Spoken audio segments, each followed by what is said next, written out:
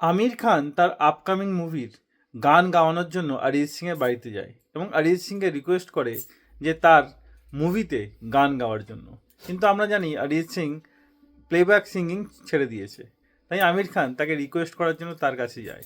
কিন্তু এটা দেখুন, আমির খান যখন অরিজিৎ সিংয়ের কাছে যায়, অরিজিৎ সিং তার পা ছুঁয়ে নমস্কার করে।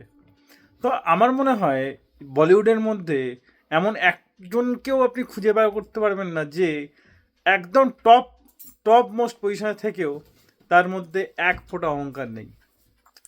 এই এই লোকটির মধ্যে, এই অরিজিৎ সিং লোকটির মধ্যে একটা ব্র্যান্ড দেখতে পাবেন না, ব্র্যান্ড বলে কিছু নেই। কিন্তু দেখবেন কিছু কিছু সিঙ্গার আছে যাদের একটা দুটো গান হিট হয়ে যাওয়ার পরই তাদের গায়ে ব্র্যান্ডের লোগো পড়ে যায়, ব্র্যান্ড পুরো ছেয়ে যায়, তার সোয়াগই আলাদা হয়ে যায়। কিন্তু এই অরিজিৎ সিংকে দেখুন, যে একটা স্কুটি নিয়ে শুধুমাত্র ঘোরে এবং তার মধ্যে অহংকার বলে কোনো বস্তু নেই।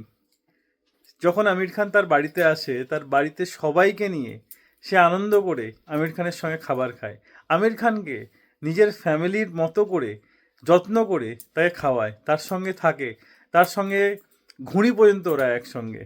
ভাবুন, এরকম মানুষ হয়তো পৃথিবীতে খুব কম আছে যে সাকসেসের চরম টপ পয়েন্টে থেকেও নিজের অহংকারকে আসতে দেয়নি।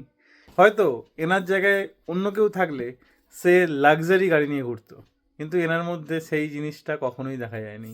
ইনি কখনোই এটা শো করেননি আমি অরিজিৎ সিং, মানে কখনোই নিজের বড়াই করেননি এবং নিজের অহংকার নিজের কাজের আগে আসতে দেননি এবং নিস্তব্ধে তিনি প্লেব্যাক সিঙ্গিং ছেড়ে দিয়েছে।